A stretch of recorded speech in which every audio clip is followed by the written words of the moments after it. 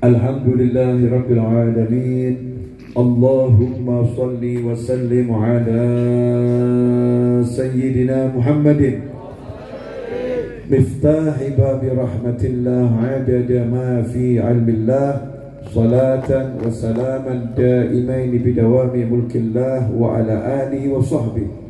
Allahumma salli ala Sayyidina Muhammadin صلاة تفتح بها لنا فتوح العارفين وتفقهنا بها في الدين وعلى آله وصحبه. السلام عليكم ورحمة الله وبركاته. Alhamdulillah bisa duduk bersama dalam taat, karena mungkin ada waktu-waktu kita yang duduk bersama dalam maksiat. Na'udzubillah min dzalik. Duduk bersama dalam taat semacam ini dikatakan oleh para ulama berdasarkan beberapa riwayat dari sabda Nabi Muhammad SAW, mampu menghapuskan duduk-duduk maksiat 70 tempat yang lain. Jadi bukan cuman kita. Kalau saat ini ada 70 tempat lagi diselenggarakan maksiat, berkat duduk yang semacam ini, maka orang-orang yang lagi maksiat, saudara-saudara kita yang lupa, itu tanpa disadari diampuni oleh Allah Subhanahu wa Ta'ala berkat manusia-manusia yang duduk taat pada Allah Subhanahu wa Ta'ala. Itulah Islam, ya, itulah Islam. Itulah makna mukmin. Jadi orang beriman itu yang setiap geraknya manfaat untuk mukmin yang lain. Setiap kebaikannya manfaat untuk mukmin yang lain. Gak ada judulnya orang beriman pengen masuk surga sendiri. Kalau masuk surga selalu ajak-ajak, ya, ajak-ajak satu kampung, ajak-ajak satu desa, ajak-ajak satu kota, ajak-ajak satu negara. Al-Habib Abdullah bin Husain bin Tahir rahimahullah, seorang ulama yang dikenal keluasan ilmunya, kemuliaan akhlaknya. Salah satu murid beliau adalah Mufti Mekah dan Madinah, Mufti Al-Haramain, yang anaknya Mufti tersebut adalah gurunya Mbah Hasyim Asy'ari dan Kiai Khalil Al-Baqalani. Ya, anaknya bernama Husain. Dia punya ayah namanya Muhammad bin Husain Al-Habsyi, alias ayah dari Sahibul Maulid Simtud Durar. Habib Muhammad bin Husain Al-Habsyi ini punya guru Al-Habib Abdullah bin Husain bin Tahir rahimahullah. Habib Abdullah bin Husain bin Tahir pernah mendapatkan nida ilahi, seruan dari Allah Ta'ala dengan cara yang hanya dipahami oleh Allah dan oleh hamba-hamba yang dapat seruan. Ya, kita nggak boleh ngaku-ngaku saya dapat seruan dari Allah, enggak. Tapi jelas di Al-Quran itu disebutkan ada wali-wali yang mendapatkan seruan di hatinya dari Allah Ta'ala.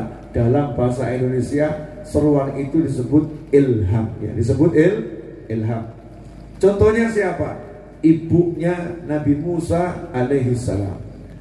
Ibunya Nabi Musa ketika melahirkan Nabi Musa, bayi laki-laki. Saat itu bayi laki-laki yang bernama Musa alaihissalam belum lahir sudah mendapatkan hukuman mati. Jadi nggak punya dosa, nggak punya salah. Itu surat keputusan Fir'aun menghukum mati bayi laki-laki itu sudah diedarkan dan dilaksanakan. Dibuat tim khusus, pokoknya ada wanita yang mengandung didata. Begitu lahir laki-laki langsung eksekusi.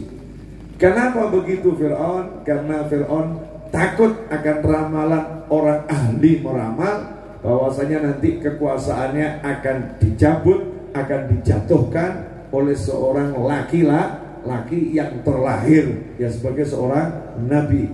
Makanya Fir'aun menggunakan semua kekuatannya untuk mencegah itu terjadi. Sementara Allah Maha menentukan apa yang akan terjadi. Maka Allah Subhanahu wa Ta'ala menyelamatkan Nabi Musa. Jadi yang diselamatin siapa? Allah. Dengan caranya siapa? Bayi dan wanita melawan Firaun dan kerajaannya yang luar biasa. Tentu dua kekuatan yang tak berimbang. Yang mana Firaun punya tim khusus, ibunya Nabi Musa nggak punya tim. Yang nggak punya tim, tapi punya Allah Subhanahu wa ta'ala. Ibunya Nabi Musa seorang hamba Allah, keturunan Nabi. Beliau adalah wali wanita di zaman itu. Di hatinya diberi oleh Allah Ta'ala perintah, hanyutkan bayimu ke laut, ya, Sungai Nil. Hanyutkan ke Sungai Nil. Kemudian nanti, ya, kami akan mengembalikannya kepadamu. Ya, kamu juga akan menyusuinya. Kalau dipikir nalar, dipikir pakai logika, lah wong judulnya pengen bayinya selamat, kok justru dihanyutkan ke sungai. Ini kan bertentangan, ya. Kalau pengen selamat, ya dibawa pergi naik ke atas gunung, disembunyikan ke gua, meninggalkan kerajaan Mesir. Kan begitu seharusnya perintahnya. Tapi jangan melogikakan perintah Allah. Jangan memakai akal untuk mengukur-ukur perintah Allah. Karena akal kita terbatas, sementara Allah itu maha segala-galanya. Tidak bisa dibatasi oleh akal, tidak bisa dibatasi oleh makhluk, karena Allah maha tak terbatas. Dan rencana Allah di luar nalar manusia.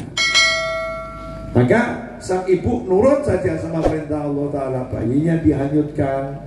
Dan ternyata Allah Ta'ala rencanakan agar bayi itu sampai pada kerajaannya Nabi Musa kerajaannya Fir'aun, diambil oleh istrinya Fir'aun, kemudian dibesarkan oleh Fir'aun, tinggal di istana.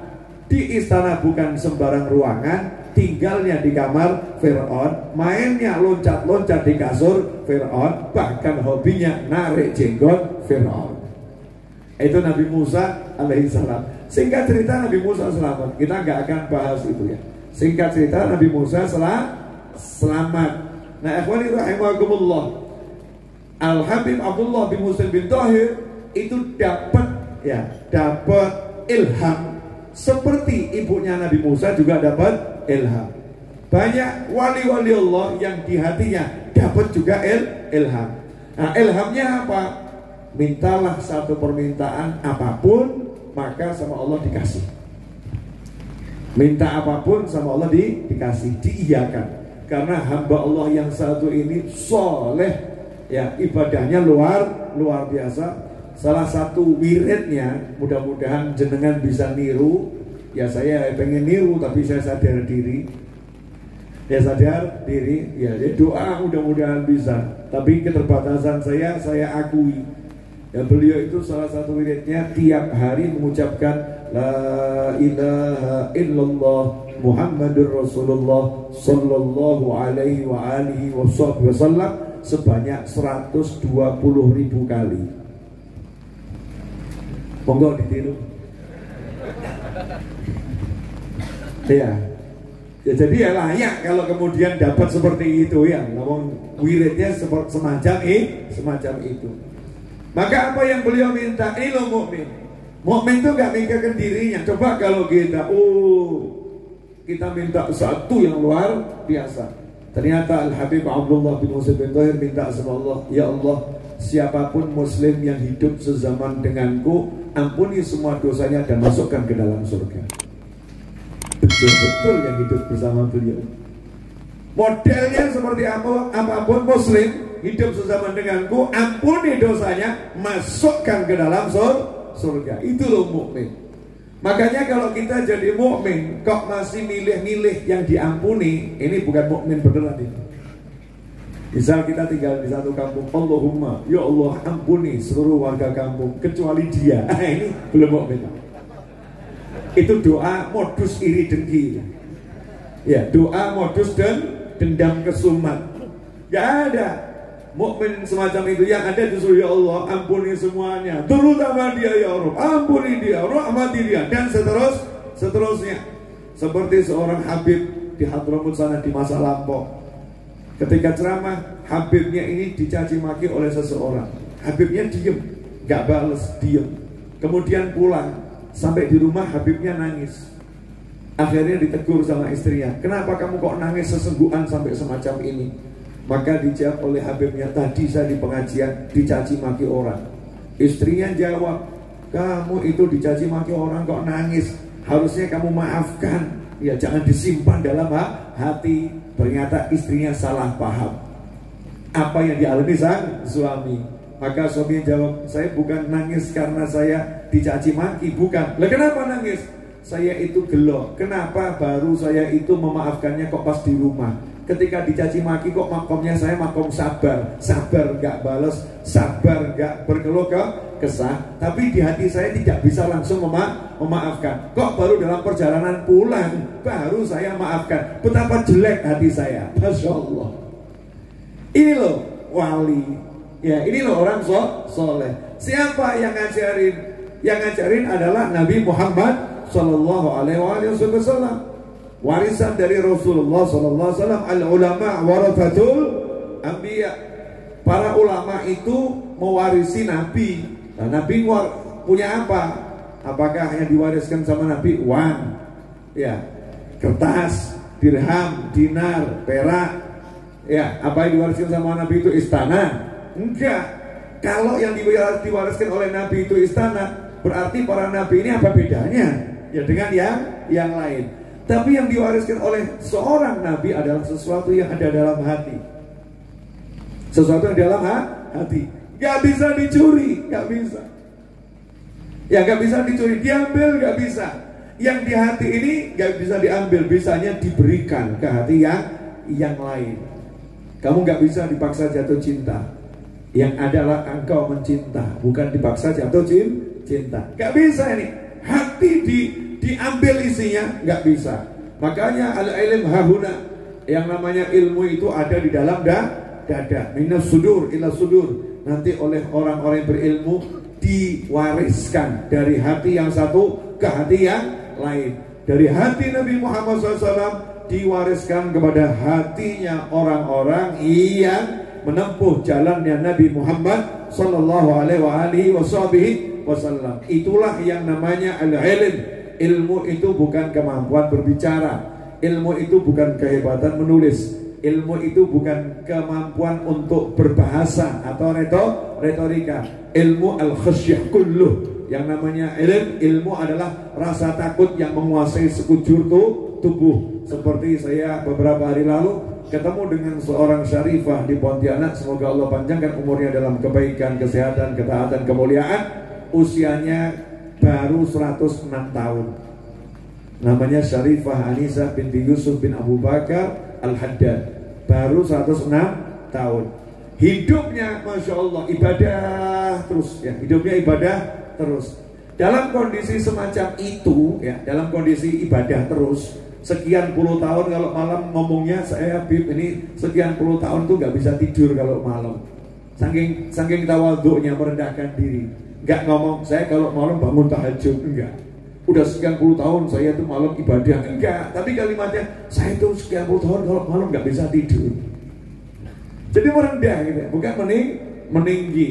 Beliau yang setiap malam itu zikirnya luar biasa, sholatnya luar biasa. Beliau masih takut disiksa. Kita nggak tahu kapan kita itu nanti dipanggil sama Allah Ta'ala, nggak tahu. Makanya ya, saya harus cari bekal yang banyak. Orang bilang katanya kalau umurnya 80 tahun lebih udah nggak punya dosa. Dosanya udah habis. Tapi itu kan kata saya. Kata saya dosanya habis. Tapi nanti kata Allah bagaimana? Kata Allah bagaimana? Nah kalau dosa saya belum habis terus gimana? Makanya ya saya sholat terus, ngaji terus, zikir terus. Artinya apa? Ini loh yang namanya alim, orang yang punya ilmu. Khasyah kulluh. Hatinya itu punya rasa takut pada Allah Subhanahu wa Ta'ala. Pengen masuk surga tapi takut kalau ternyata ditolak oleh Allah Subhanahu wa Ta'ala. Ini orang yang berilmu. Nah inilah ilmu. Ilmu bukan orang yang bicara didengarkan 1 miliar orang. Ilmu bukan orang bicara didengarkan oleh 1 juta orang, kemudian orangnya pergi dan pulang begitu saja. Ilmu adalah yang berbicara, ketika berbicara tidak mengharapkan siapa-siapa, yang diharapkan Allah Ta'ala, dan takut bicaranya menyebabkan orang menjadi gak taat sama Allah Subhanahu wa Ta'ala, dan seterusnya. Takut sama Allah, itu namanya ilmu. Dan inilah yang diberikan oleh Allah ya kepada umat manusia lewat hatinya Nabi Muhammad sallallahu alaihi wasallam, sebagaimana tadi disebutkan dalam Maulid Sintudurar, di dalam doa Qasimi imdadik fi ibadik, yang membagikan karunia-karunia Engkau wahai Allah kepada hamba-hambamu. Dalam hadis disebutkan, sesungguhnya Allah al-Mu'ti, Allah yang maha memberi, wa anal qasim, akulah yang membagi. Memang Allah yang ngasih, tapi yang bagi Nabi Muhammad sallallahu alaihi wasallam. Seperti sekarang ini saya dapat kopi, ya, yang ngasih siapa? Apakah yang ngasih tadi yang nganterkan? Enggak, itu cuma yang bagi. Yang ngasih tuan rumah. Antum dapat enggak kopi? Dapat kopi? Enggak, dapatnya apa? Air mineral. Iya, beda makom. Beda makom. Jangankan saya, beliau tadi ceramah lebih panjang, lebih lama ceramahnya, betul kan ya? Tapi lihat kopinya, gelas kecil. Kalau saya, cangkirnya dipilih yang bagus ya, dan isinya penuh. Kenapa? Beda makom.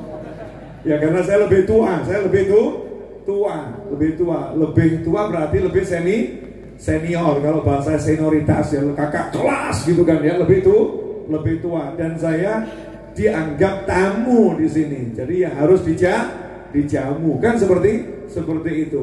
Nah, siapa yang ngasih? Apakah tadi yang ngantarkan? Bukan, yang ngasih yang punya rumah. Lah yang ngantarin tugasnya apa? Bagi. Dan ternyata karunia Allah itu yang bagi hanyalah Nabi Muhammad SAW, yang disuruh tugas bagi Rasulullah SAW. Makanya kalau ada orang gaya pengen dapat langsung dari Allah Ta'ala, gak akan pernah dapat dari Allah Ta'ala kecuali lewat Nabi Muhammad SAW. Oke, buktikan ya, Beb, kalau ngomong jangan asal ngomong, buktikan. Ya, sebetulnya tadi udah terbukti, di mana Rasul SAW menyatakan, ini hadisnya sahih, nanti dicari ya, bahwasanya Allah yang maha memberi, aku Al-Qasim, aku yang membagi. Dan sekarang coba dicek, pengen masuk surga enggak? Pengen. Ya, semua orang pengen masuk surga, normal. Penjahat pun kalau ditanya, pilih mana kamu, surga atau neraka, pasti jawab balik, jenengan waras apa edan? Kamu ini gila atau waras? Siapa yang pengen masuk neraka? Ya semua pengen masuk surga. Betul begitu ya? Tapi orang masuk surga ini harus amal, amal. Kenapa? Karena masuk surga hanya dengan rahmatnya Allah, dan rahmatnya Allah itu ada syaratnya. Syaratnya apa? Rahmati qaribum minal muhsinin, dan rahmatku dekat dengan orang-orang yang suka berbuat kebaikan. Kalau nggak suka berbuat kebaikan, jauh dari rahmat, berarti jauh dari surga. Na'udzubillah min dzalik. Singkat cerita, antum ibadahnya TOP BGT SKL, top, luar biasa, top banget sekali ya, pol-polan ibadahnya. Bisa masuk surga? Nanti dulu. Surga itu ada pintunya. Surga itu ada pintunya. Misal begini, saya kasih contoh yang paling gampang. Anda punya saldo 100 miliar di sebuah bank syariat. Keren atau enggak keren? Keren ya. Pengen ambil uang tunai 5 miliar di bank tersebut. Jam 7 pagi datang ke bank. Pertanyaan saya, dibukain nggak? Kata security-nya, maaf Pak, jam 8 baru buka. Saya mau ambil uang saya. Iya, uang kamu. Tapi peraturannya bukanya jam 8. Sebelum jam 8, sistem belum bisa jalan di bank kami yang offline. Betul begitu? Baru pintunya bank mau ngambil duitmu sendiri, itu ada jamnya dan ada aturannya. Meskipun kamu jelas memiliki saldo di sana. Lah di jannah apa Apa ada saldo kita? Jangan-jangan yang kita kirim ini nggak nyampe-nyampe ya. Kirim amal soleh, tapi baru mau terbang ke atas jatuh lagi amal solehnya. Kenapa? Ria. Orangnya suka pamer, minta dipuji-puji. Kalau nggak dipuji marah. Gimana sih ini panitianya? Gimana sih? Saya udah nabur dana capek-capek, nggak pernah dikasih apresiasi. Habis itu, pahalanya habis. Gembos, ya gembos. Ada lagi yang melayani kiai, melayani Habib, Masya Allah, ngebatin Habibnya sama kiainya nggak punya perasaan. Sekian tahun aku melayani, tapi nggak pernah dipuja dan dipuji. Nggak pernah aku ini dianggap. Artinya dia pengen dapat pujian. Ketika nggak dipuji dia marah. Beda kalau orang pengen dapat pujian karena apa? Bukan karena marah, tapi biar aku semakin semangat kok dipuji itu. Ya, itu namanya mukmin. Karena mukmin itu kalau dipuji imannya semakin kuat. Beda ya, ada beda. Ada lagi yang amalnya Masya Allah, tapi sombong. Ya, kelihatannya ya ngimami masjid. Bahkan kalau ngimami itu suaranya merdunya luar biasa. Sholatnya tampak khusyuknya luar biasa, tapi di hatinya muncul kalimat begini, di kampung ini gak ada yang lebih hebat dari aku, apalagi yang di pojok sana, itu calon-calon neraka semua itu, hanya aku calon surga. Ini kalau di hati ada bisikan begitu, dia iya kan, namanya sombong dengan amal soleh, dan ini adalah kesombongan yang luar biasa. Ngeri atau enggak ngeri? Ngeri. Kalau toh lolos, punya saldo di surga, mau ambil, meskipun itu Nabi Adam alaihissalam, meskipun itu Nabi Musa alaihissalam, meskipun itu Nabi Ibrahim alaihissalam, kakeknya Nabi Muhammad sallallahu alaihi wasallam, meskipun itu Nabi Ismail alaihissalam, di depan pintu surga mengatakan, saya mau masuk, saya mau menikmati saldo surga yang saya miliki, maka pintu surga akan mengatakan, mohon maaf, belum waktunya dibuka. Loh kenapa? Cucumu belum masuk ke dalam surga, yaitu Nabi Muhammad SAW. Kalau Rasulullah SAW belum buka kami tidak boleh buka untuk siapapun. Artinya apa? Semua kenikmatan surga itu yang membagi adalah Nabi Muhammad SAW. Kalau nggak dibuka, pembagian tidak dimulai. Berarti pemegang kekuasaan siapa? Nabi Muhammad SAW atas izin Allah dan perintah Allah Subhanahu wa ta'ala. Nah, kalau udah begitu sebetulnya enak ya. Oh, kita udah tahu kok kuncinya. Juru kuncinya udah tahu. Enak atau gak enak? Miftahul jannah la ilaha illallah. Miftahul jannah la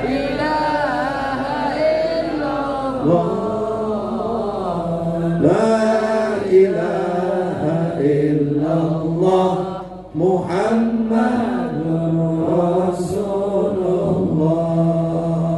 Suara saya itu bagus, bener, sehingga biasanya kalau dengar suara saya lewat, nggak mandek gitu ya. Nah, kalau bagus betul kan mandek, suara siapa itu ya? Saking weleknya suara saya lewat saja. Model sepeda agak bagus, masuk komunitas pesepeda yang memang itu isinya orang-orang yang punya posisi. Modalnya itu naik sepeda, akhirnya kenalannya adalah orang-orang yang punya perusahaan, orang-orang yang punya kampus, ya orang-orang yang punya sekolah, sehingga dia menjadi dekat dengan melewati banyak jenjang hanya karena satu bidang, main sepeda. Sampai di sini paham? Oke, lanjut. Dan sekarang gimana caranya kita mendapatkan Allah, ridha Allah, sayangnya Allah? Caranya dapatkan kekasih Allah. Siapa kekasih Allah? Nabi Muhammad SAW. Nah, gimana caranya mendapatkan Nabi Muhammad SAW? Caranya gimana?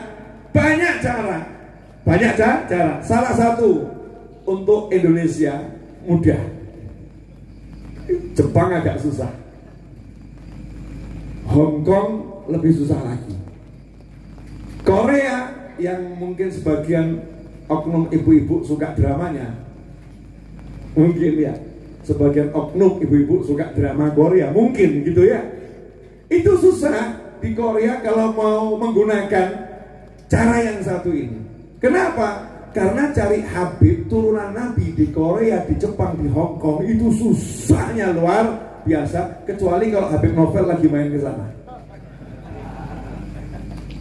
Karena saya belum ketemu sama Kiai sama Habib yang hijrah ke Hong Kong, Kiai Habib hijrah ke Jepang, Kiai Habib hijrah ke Korea, belum ya.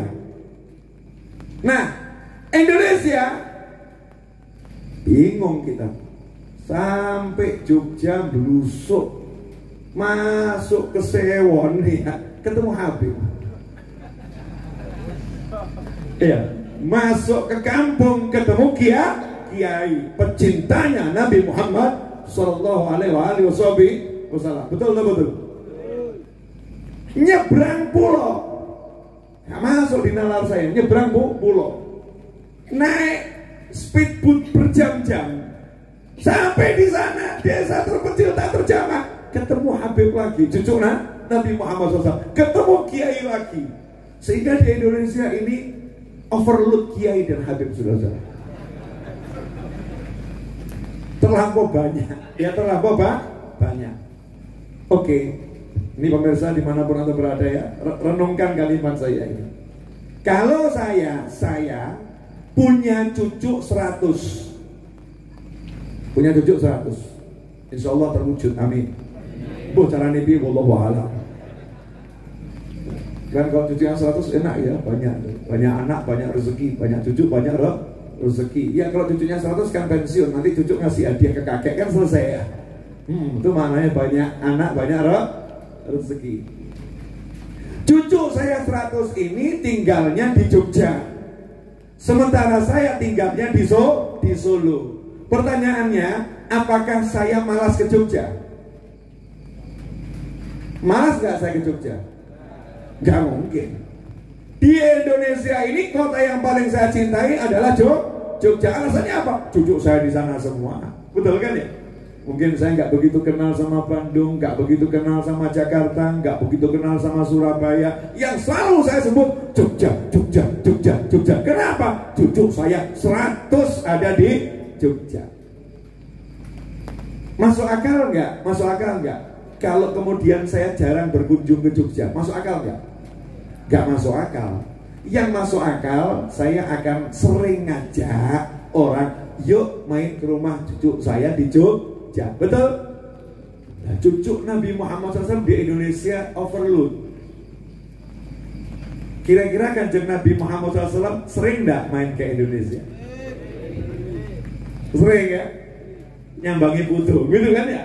Plus di Indonesia pecintanya Rasulullah SAW itu juga overload, unlimited. Tiap detik di Indonesia itu selalu ada majelis sholawat. Tiap detik. Jam segini di sini, jangan kamu kira di sono nggak ada. Ini selesai di sono ada. Ini sudah di sono ada. Muternya bumi di Indonesia ini. Ya Nabi salam alaika. Itu muternya detik di Indonesia. Pecinta Nabi Muhammad SAW. Dan kira-kira Kanjeng Nabi SAW sering gak main ke Indonesia? Ya insya Allah saya yakin sering. Ini berdasarkan logika berpikir manusia normal. Sampai di sini deal? Oke. Ingat kisah Nabi Musa alaihissalam dan Nabi Khidir alaihissalam. Nabi Musa dan Nabi Khidir alaihissalam jalan-jalan melakukan perjalanan. Kalau Nabi Musa dalam rangka berguru, Nabi Khidir dalam rangka melaksanakan tugas. Perintah Allah jalan. Masuk satu desa, qadarullah, bukan desa agnia yang lomo, yang dermawan, tapi desanya bukhala, desa perumahan orang pelit dikumpulkan jadi satu. Ini kalau ada perkumpulan orang pelit buat perumahan, kira-kira ajib atau mengerikan? Nah, ajib atau mengerikan? Orang pelit buat perumahan, semua orang pelit kumpul jadi satu di situ. Mengerikan atau ajib? Ajib mengerikan. Nabi dan Rasul, ya, Nabi Khidir dan Rasul Musa alaihi wassalam ketok pintu, wajahnya menyenangkan. Kelaparan, kalau gak makan mati. Minta sesuatu dimakan. Ada sesuatu untuk kami untuk makan. Oh gak ada, diusir. Ketok yang lain. Ini pelajaran buat kita. Nabi diusir aja gak marah kok, lanjutkan untuk mengetuk yang lain. Kamu baru melamar anaknya orang sekali ditolak, itu marahnya luar biasa. Terus gak mau ngelamar yang lain, kan ya BODO. Mestinya kan lagunya maju tak gentar mencari mertua, kan gitu ya. Di hatinya semangat, gak putus asa. Ketok lagi, tolak lagi, ketok lagi, tolak lagi. Nabi Musa ya capek, mau ngelapar kok gak makan mati kok. Alaihissalam. Nah, kok tiba-tiba Nabi Khidir membuat keputusan aneh. Ada satu rumah mau roboh, lapar nih, yang lain diketuk gak kasih makan, ini mau roboh. Nabi Khidir justru ngajak Nabi Musa, yuk rumah ini kita bangun yuk. Ya Nabi Musa ya protes toh ya. Masa kampung pedot kabeh, bakhil pelit. Ngapain kita bantu rumah yang satu ini? Ngapain gitu, capek-capek ini mau mati, ini makan mati. Makanan belum ada diajak bangun. Kalau bahasa kita loh, kita sama anak-anak muda mungkin ke teman kita, ya mikir tadi betapa susahnya saya ini. Kamu pakai pikiranmu sedikit. Mungkin kalau kita begitu ya. Tapi Nabi Musa ya sopan tuh sama gurunya. Kau coba padanya awakmu. Habib piye itu. Kalau kita mungkin begitu. Nabi Musa enggak, ngomong apa adanya tapi sopannya luar biasa. Nabi Khidir yang mengatakan, oh selesai khatam, janjinya kan gak boleh nanya. Ini kamu nanya lagi kenapa? Jadi murid itu nurut aja, gak usah kakek nakok. Af'alul guru ya. Perbuatannya guru jangan banyak dipertanyakan. Makommu belum sampai, udah kamu nurut saja. Tapi kamu melanggar, ya udah selesai. Akhirnya diceritakan, rumah ini milik 2 anak yatim. Betul? Pertanyaan saya, apakah selesai di situ? Enggak. Kalau selesai di situ, berarti perbuatan ini dilakukan karena memuliakan anak yatim. Tapi bukan karena ini memuliakan anak yatim. Ada komanya, karena abuhuma sholihah. 2 anak yatim ini bukan sembarang anak yatim. Karena abuhuma sholihah. Anak yatim ini kedua-duanya memiliki orang tua yang mana? Yang dulu. Kan orang tuanya yang dulu. Nah orang tua yang dulu itu berarti bukan ayahnya, bukan kakeknya, bukan mbah buyutnya. Siapa orang tua yang dulu? Ijma ahli tafsir. Nanti dicek tafsir manapun. Orang tuanya yang dulu yang dimaksud adalah kakeknya urutan yang ke-7 di atas. Fulan bin Fulan bin Fulan bin Fulan bin Fulan bin Fulan, yang ke-7. Nah, yang ke-7 ini saleh. Yang ke-6 mungkin biasa, yang ke-5 mungkin biasa, ke-4 biasa, bapaknya mungkin biasa, tapi simbahnya yang ke-7 soleh. Allah perintahkan 2 nabi yang luar biasa benerin rumahnya. Allah paksa 2 nabi jadi tukang batu. Allah paksa 2 nabi jadi kuli. Allah paksa 2 nabi jadi ahli semen, ahlinya nyemen. Masya Allah, gara-gara apa? Ta'zim, menghormati cucunya orang soleh. Bukan karena kesolehan cucunya, karena cucunya belum punya kesolehan, tapi karena kesolehan leluhurnya. Karena kesolehan leluhurnya. Jadi yang dihormati leluhurnya, bentuknya dengan menghormati cucunya. Ini tiap Jumat dan malam Jumat diperintahkan kita baca untuk direnungkan. Itu ada dalam surat Al-Kahfi. Betul. Cuman banyak yang baca bener ini loh yang dipertanyakan. Bener enggak bacanya? Nah kalau bacanya betul, alhamdulillah di Indonesia cucu Nabi turah-turah. Sedangkan Nabi Muhammad SAW adalah pimpinannya semua orang yang soleh. Lah siapa orang solehnya? Kakeknya anak yatim tadi Apakah Nabi? Bukan. Apakah sezaman dengan Nabi Musa dan Nabi Khidir? Bukan. Lah wong itu yang 7 ke atas kok. Berarti di atasnya Nabi Musa dan Nabi Khidir. Apakah Rasul? Bukan. Atas siapa? Waliullah. Gak sampai makom Nabi, gak sampai makom Rasul. Tapi karena punya kesolehan di sisi Allah Ta'ala, Allah ngajarin nabinya agar jadi contoh untuk seluruh umat manusia bagaimana cara memperlakukan orang soleh. Perlakukanlah orang soleh itu bukan hanya pada orang solehnya, tapi sampai anak cucunya yang tidak kamu kenal. Jelas? Ini yang ngajarin siapa? Allah atau manusia? Allah.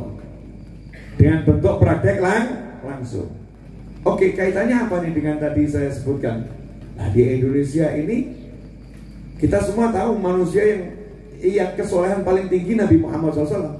Nah, kok kebetulan cucunya di Indonesia banyaknya luar biasa. Berarti kalau kita mau dapat cinta kakeknya mudah atau susah? Mudah. Baik-baikin saja cucu-cucu Nabi Muhammad SAW, selesai. Tetapi cucunya seperti Habib Novel kok belum genah.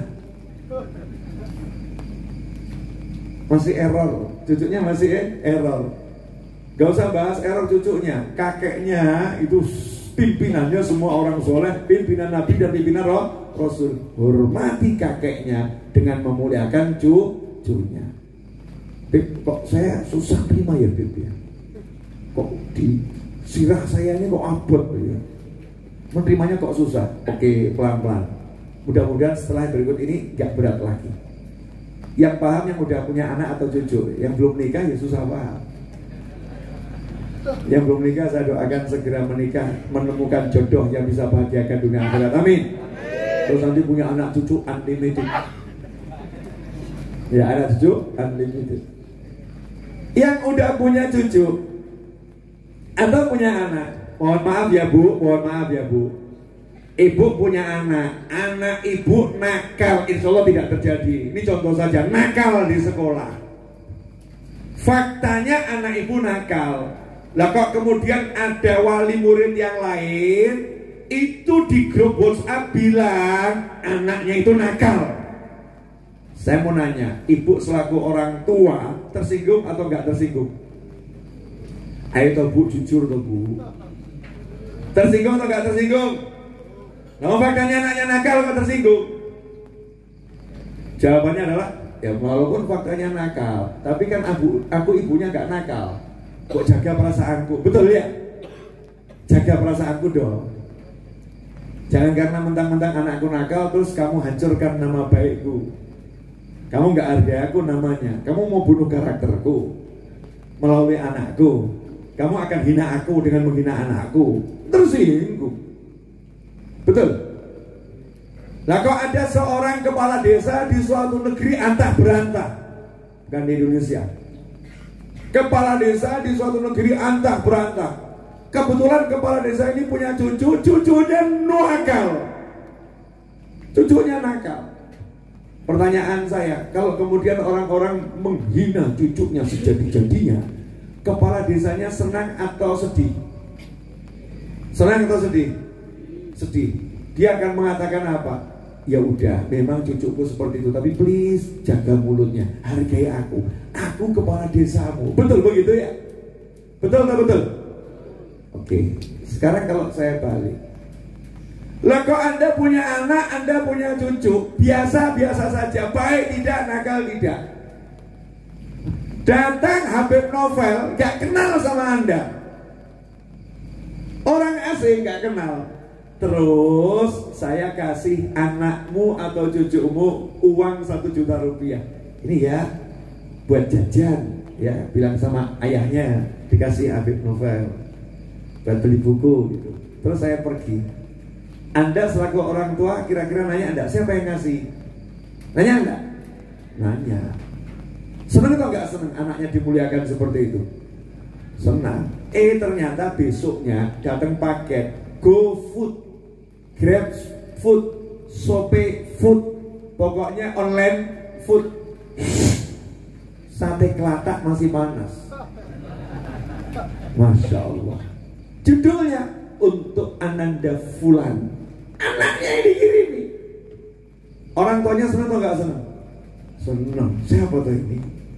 Gak lama datang dealer mobil, Masya Allah, ngasih mobil terbaru dengan spek tertinggi, hadiah untuk Ananda Fulan. Saya mau nanya, senang gak sama yang ngasih? Senang gak sama yang ngasih?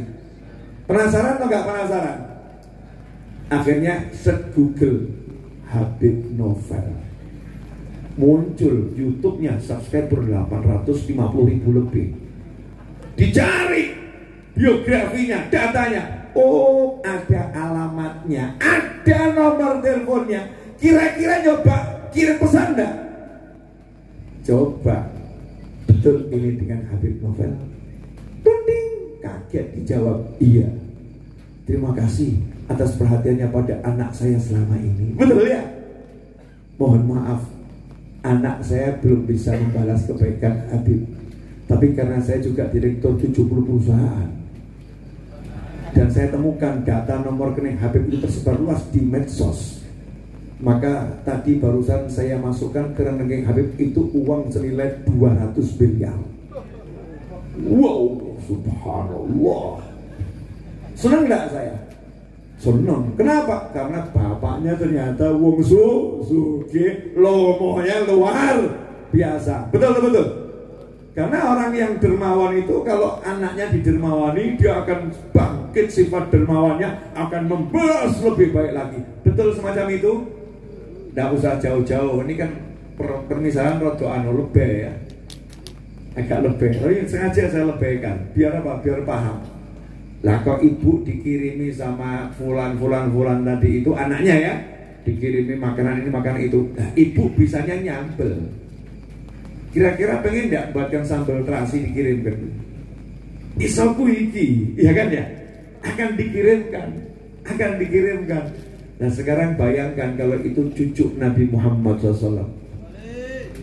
Nah kok terus saya, Anda berbaik-baik sama cucu Nabi Muhammad SAW karena ingat, iki putune Kanjeng Nabi. Ngomongnya kita alus-alus ke santun-santun ke sopan-sopan ke, walaupun sebetulnya Habib Novel nyebelin. Monggo Habib diunjuk, walaupun Habibnya nggak akhlak. Monggo Habib. Nabi Muhammad SAW dapat laporan. Ini fulan menyayangi cucumu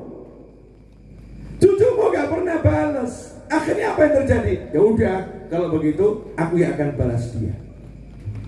Pilih mana? Dibalas cucunya atau dibalas kakeknya? Makanya kalau berhubungan dengan cucunya kiai, cucunya nabi, jangan minta balasan dari cucunya. Kenapa? Rugi.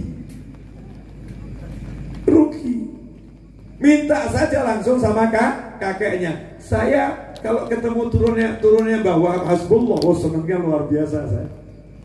Kenapa? Oh kakeknya wali. Saya kalau ketemu turunannya Mbah Hasyim Asy'ari, senangnya luar biasa. Saya baik-baikin. Biar apa? Kakeknya turun tangan, ya. Biar kakeknya, oh Novel ini baik sama cucu saya. Selesai saya. Ya, dapat banyak hadiah yang luar biasa. Itu cara mendekat kepada Allah Subhanahu wa Ta'ala. Mendekat melalui orang-orang yang dekat dengan Allah Subhanahu wa Ta'ala. Ini salah satu cara mendekat kepada Nabi Muhammad SAW. Dan itulah yang diajarkan oleh Khalifah Abu Bakar As-Siddiq radhiyallahu ta'ala anhu, dan dicontohkan langsung dalam kitab Sahih Al-Bukhari, di mana Sayyidina Abu Bakar As-Siddiq mengatakan radhiyallahu anhu, dekatilah Nabi Muhammad SAW melalui anak cucunya, melalui keluarganya. Dan beliau mencontohkan langsung Sayyidina Abu Bakar As-Siddiq radhiyallahu anhu suatu hari berjalan bersama Khalifah Ali bin Abi Thalib radhiyallahu ta'ala anhu. Kemudian Sayyidina Abu Bakar melihat Sayyidina Hasan, cucu Nabi Muhammad SAW yang tua, yang lebih besar dari Sayyidina Husain, kakaknya Sayyidina Husain, lagi main dengan teman-teman sebayanya. Sementara Sayyidina Abu Bakar jalan berdua dengan Ali bin Abi Thalib, ayahnya Sayyidina Hasan. Apa yang dilakukan oleh Sayyidina Abu Bakar radhiyallahu anhu? Apa mengatakan itu anak kecil, anakmu ya, lagi main sama temannya. Apa begitu? Enggak, bapaknya ditinggal. Ali bin Abi Thalib radhiyallahu ta'ala anhu ditinggal. Sayyidina Abu Bakar As-Siddiq radhiyallahu anhu mengejar Sayyidina Hasan. kemudian dicangking, dijunjung, ditaruh di pundaknya, dipuji-puji seperti ini sambil mengatakan, bi abi, demi ayahku, Syabih, dia lebih mirip dengan kakeknya ketimbang bapaknya. Dia lebih mirip dengan kakeknya ketimbang bapaknya. Sayyidina Ali yang di samping ketawa, betul ketawa. Itu loh caranya ibadah mendekat kepada Allah lewat Nabi Muhammad Sallallahu Alaihi Wasallam. Asik atau gak asik? Lah kita di Indonesia punya kesempatan yang luar biasa. Di Hong Kong bingung mana Habibnya, gak ketemu. Makanya mungkin banyak orang Hong Kong ke Indonesia itu mungkin cari. Ya, makanya banyak TKW mengundang kiai dan Habib ke Hong Kong gara-gara itu. Lantas bagaimana dengan para kiai, para ulama? Hubungannya apa dengan Nabi Muhammad SAW? Bro, jangan lupa al-ulama warathatul anbiya. Nah, kalau pewaris-pewaris Nabi kita muliakan, yang turun tangan siapa? Nabinya. Seperti tadi ya, turunannya wali biasa, itu wali biasa bukan nabi. Artinya turunan orang soleh, dimuliakan sama Nabi Khidir alaihi wassalam dan Nabi Musa alaihi wassalam gara-gara kesolehan leluhurnya. Maka kalau kita lihat di Indonesia ini banyak turunannya wali-wali, muliakan turunannya demi memuliakan leluhurnya. Ini mukadimah, bukan ceramah. Berapa menit Mas itu? Hah? Yakin? Mukadimahnya udah 52 menit. Jangan kraos boten. Oh, yang bener, masa nggak terasa? Mau kakinya udah tekak-tekuk. Dibilang nggak kerasa. Nah, apa ya, tambah dikit ya. Cara yang kedua. Nah, ini lebih gampang, lebih mudah. Yang tadi ya super mudah, tapi ini juga lebih mudah. Lewat apa? Menyapa langsung Nabi Muhammad SAW. Ya, jadi kalau kita sapa Nabi, Allah nyapa kita. Kalau kita muliakan Nabi, Allah muliakan kita. Dengan satu perbuatan namanya sholawat, yang tadi udah dijabarkan. Innallaha wa malaikatahu yusalluna 'alan nabi. Ya ayyuhalladzina amanu sallu alaihi wa sallimu taslima. Allahumma salli wa sallim wa barik alaihi wa ala alihi wa sahbihi. Jadi yang merintahkan sholawat siapa? Ini kadang orang gak sadar. Sholawat itu yang merintahin siapa? Allah. Berarti sholawat itu ibadah atau bukan? Ibadah. Lantas kedudukan ibadahnya ini seperti apa dalam hukum fikih? Dalam hukum Islam, ibadah yang namanya sholawat itu hukumnya wajib, bukan sunnah. Sholawat itu hukumnya wajib. Tapi masalah wajibnya kapan dan bagaimana itu beda pendapat ulama. Seperti puasa yang hukumnya wajib kapan? Ramadan. Puasa Ramadan wajib. Selain itu hukumnya sunnah. Ada pula puasa yang haram. Sholat hukumnya wajib. Kapan? 5 waktu. Kecuali bagi wanita yang berhalangan, atau orang yang hilang akal, atau yang belum balik. Tapi secara umum hukumnya wajib. Sholawat hukumnya wajib. Kapan? Nah, di sini ulama beda pendapat. Imam Syafi'i mengatakan setiap kali sholat dalam atahiyat akhir. Makanya kalau ada orang sholat atahiyat akhir gak pakai sholawat kepada Nabi Muhammad SAW dan keluarganya, sholatnya tidak sah. Betul begitu? Ada ulama yang mengatakan sekali seumur hidup. Ada ulama yang mengatakan setiap kali disebut nama Nabi Muhammad SAW, maka wajib yang mendengar bersolawat pada Nabi Muhammad SAW. Intinya solawat hukumnya wajib. Yang kedua, hukumnya sunnah. Kapan? Selain kewajiban tadi. Kapan diantaranya? Saat duduk. Saat duduk itu disunahkan solawat. Kenapa disunahkan sholawat? Karena juga ada ancaman. Siapa yang duduk tidak berzikir kepada Allah, gak sholawat pada Nabi Muhammad SAW, duduknya itu akan jadi penyesalan buat dia kelak di hari kiamat. Bangun meninggalkan tempat di mana kita duduk, duduknya dimanapun, duduknya suruh sholawat, bangunnya suruh sholawat. Bahkan diancam, siapa yang bangun gak sholawat, aromanya lebih busuk daripada bangkai. Ngeri atau gak ngeri? Ngeri. Ada yang wajib, ada yang sunnah. Itu sholawat. Saya gak akan bahas itu. Itu urusannya ilmu fikih. Saya mau bahas ilmu yang lain. Boleh? Boleh. Ya, judulnya ilmu senggol menyenggol. Bahasa kekinian, senggol anaknya dapat ibunya. Ganda. Kalau dibalik, senggol ibunya dapat anaknya. Jadi kalau kamu pengen anaknya, kejar ibunya. Betul ya?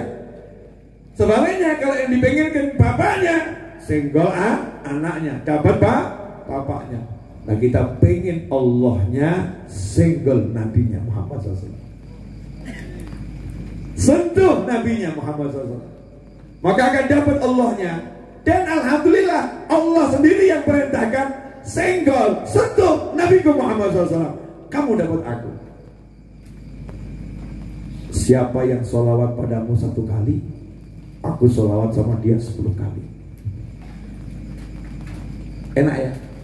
Berarti tinggal kita senggol Nabi Muhammad SAW, sholawat sama Nabi, disolawatin Allah. Coba kalau kamu mau gaya, ya Allah rahmati aku, ya Allah sayangi aku, ya Allah naikkan derajatku, ya Allah naikkan pangkatku, ya Allah wujudkan hajatku, ya Allah, ya Allah, ya Allah, ya Allah, ya Allah. Ya dijawab sama malaikat, harammu kakean. Allah sih kasih, tapi persyaratan belum terpenuhi. Seperti Anda ngurus KTP ke kelurahan. Nah, Pak Lurah itu ya siap-siap ngasih KTP, Pak Camat ya siap-siap ngasih KTP. Tapi ya sadar umurnya minimal 17 tahun kalau saya nggak salah. Mau 12 tahun kamu buat KTP, jawabannya apa? Belum waktunya. Betul?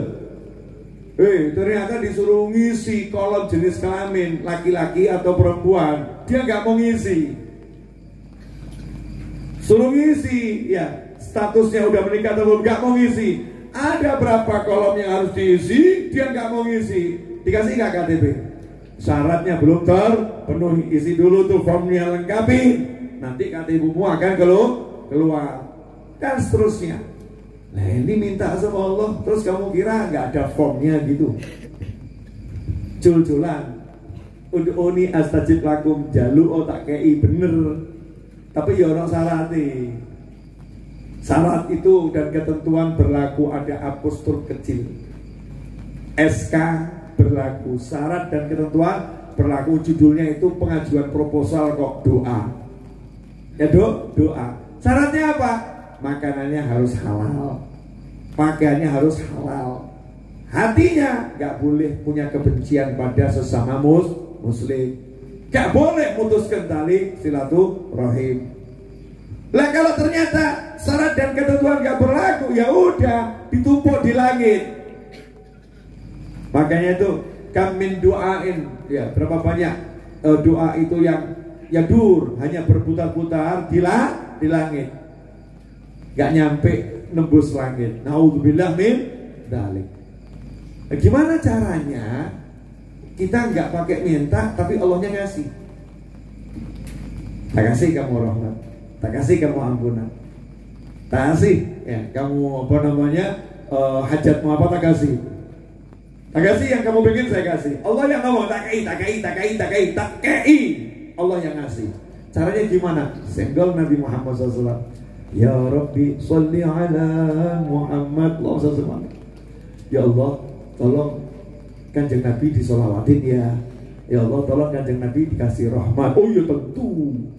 Ya Allah tolong kanjeng Nabi dinaikkan pangkatnya. Oh pasti dijawab sama Allah Ta'ala. Oh pasti. Ya Allah tolong senangkan Nabi Muhammad SAW. Oh ya udah pasti. Lah karena kamu mau mendoakan Nabiku, tak kei gue seneng, tak kei rahmat, tak kei ampunan, tak kei hajat-hajatmu. Enak atau enggak enak? Itu maknanya aku bersolawat kepadanya 10 kali. Jelas? Jadi sekarang masih mau mengandalkan itu, ibadah-ibadah kita yang sok itu. Sok orang butuh solawat, sok hebat dengan ibadah-ibadahnya, sok mampu langsung ngomong sama Allah gitu ya, sok gitu ya. Gak akan diterima. Apapun yang kita sampaikan ke Allah tidak diawali solawat dan tidak ditutup dengan solawat. Itu syarat standar minimal. Allahumma sholli ala sayyidina Muhammad. Baru minta. Enggak ya. Bismillahirrahmanirrahim. Alhamdulillahirrahmanirrahim. Allahumma. Kata malaikat, kesusu. Kesusu. Itu kayak orang nikah, ya, orang nikah. Itu belum saya nikahkan kamu kabul itu.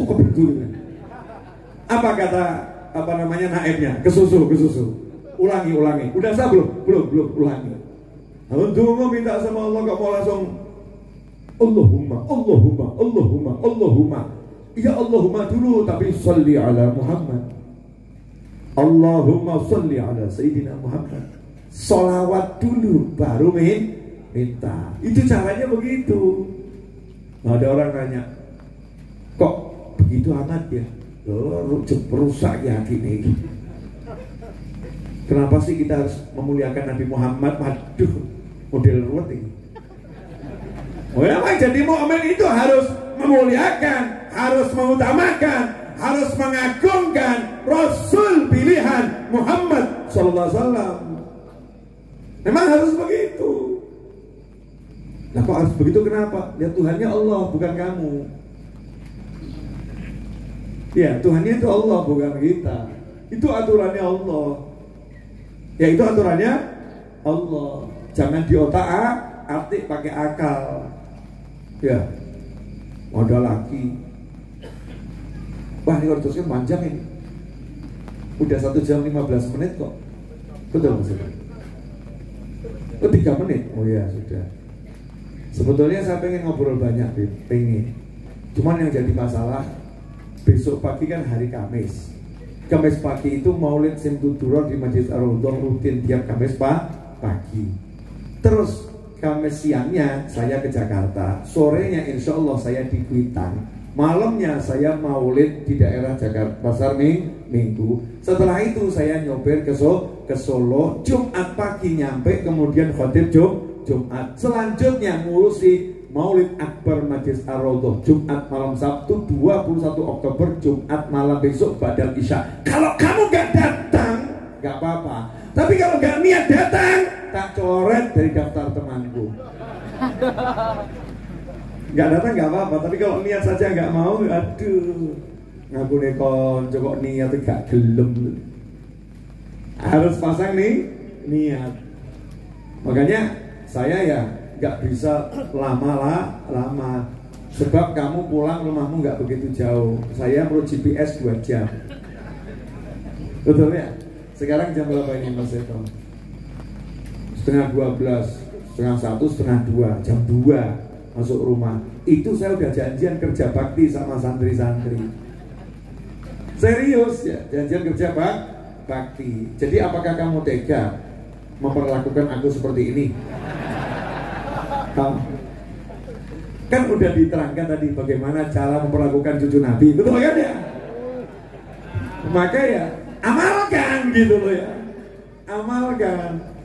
Nah terus kadang-kadang ini orang cinta sama kiai, cinta sama Habib, tapi lupa diri. Hei para pecinta, jangan lupa diri. Lihat kiai saking cintanya sama kiai, I love you, diperkes kayak sambekan. Badanmu gede, Habibnya sama kiainya kan jarang makan, kurus. Lah kamu kan hobinya makan, perkes. Sampai di rumah baru sambat sama istrinya. Ayo kok aku pegel kabeh kok ya. Keseleo dan lain sebagainya. Belum lagi yang salaman, Masya Allah. Bagus yang namanya berjabat tangan, apalagi cium tangan tanda hormat. Bagus, tapi nggak pakai berakot. Wah, ada yang sampai digigit dan itu gede. Masya Allah. Na'udzubillah min dzalik. Ya. Semua itu bagus, tapi ingat, Akan lebih bagus kalau kita juga perlakukan orang tua kita seperti itu. Seringkali tangannya Habib dicari, tangannya Kiai dicari, cakep, tapi tangan orang tuanya nggak pernah dicari. Masya Allah. Habib sama Kiai datang di pengajian dihormati, bagus. Ya, tapi orang tuanya datang nggak pernah diparani. Masya Allah. Pergi ziarah ke sana dan ke sini, iya, mengunjungi para ulama, bagus. Tapi orang tuanya nggak pernah dikunjungi, cakep, masya Allah. Ya, naudzubillah min dzalik. Surga di depan mata adalah orang tua. Maka muliakan orang tua lebih daripada ulama dan para habaib yang kamu cintai. Junjung tinggi orang tua masing-masing. Hargai, muliakan, hormati, kecup keringnya, ajak bercanda. Ngeri para suami, istrinya tiap hari diajak bercanda, orang tuanya gak pernah diajak bercanda. Ini termasuk suami-suami durhaka sama orang tua. Naudzubillah min dzalik. Duduk sama istrinya berjam-jam betah, duduk sama orang tuanya kok gak minggat-minggat ya. Masya Allah. Kenapa kok ayah saya mampir ke sini? Udah diampiri bapaknya, masih kenapa mampir ke sini? Paling butuh duit meneh. Masya Allah. Ini anak model begini, malaikat kalau boleh saat itu ngulek langsung diulek. Ya langsung diulek. Jangan, hormati orang tua, muliakan orang tua pada jajaran dan tataran yang paling tinggi. Maka kita akan selamat dunia, selamat akhirat. Alhamdulillah, perjanjian dengan langit sudah terlaksana. Hujan pun mulai datang, saat akan saya akhiri. Maka sebelum menjadi semakin jadi, mari kita pulang dan kembali agar tidak kembroh sampai rumah nanti. Terima kasih. Wassallallahu ala sayyidina Muhammadin asyraqal badru alaina wa ikhtafa badru tamami mithla husni ma ra'ayna fil iraqain wa syami rabbi faj'al mujtama'na ghayatu husnul khitami wa'tina ma qad sa'alna min atayakal jisami wa akrimil arwah minna bilika khairil anami wa balighil mukhtara anna min salatin wassalami rabbana atina fid dunya hasanatan wa fil akhirati hasanatan wa qina adzabannar. Allahumma ighfir lana wa liwalidina warhamhuma kama rabbayana shighara. Rabbana hab lana minas salihin. Rabbana hab lana min azwajina wa dhurriyyatina qurrata a'yunin waj'alna lil muttaqina imama. Allahumma urzuqna jami'an arzaqan katsira thayyibah mubarakan fih bidunita wa syagha wa lutuf afiyah salama wa taufiq wal hidayah wa ridal inayah. Allahumma ruddana ila awtanina salimin ghanimin mujammalin bi khair dunya din birahmatika ya arhamar rahimin. Allahumma salli ala sayyidina Muhammadin wa ala ali sayyidina Muhammad salatan tunjina biha min jamil ahwali wal afat wa taqdi lana biha jamil hajat wa tutahhiruna biha min jamil sayiat wa tarfa'una biha 'indaka ala darajat wa tuballighuna bi aqsal ghayat min jamil khairat fil hayati wa ba'da al mamat. Amin Allahumma amin. Qabul insyaallah.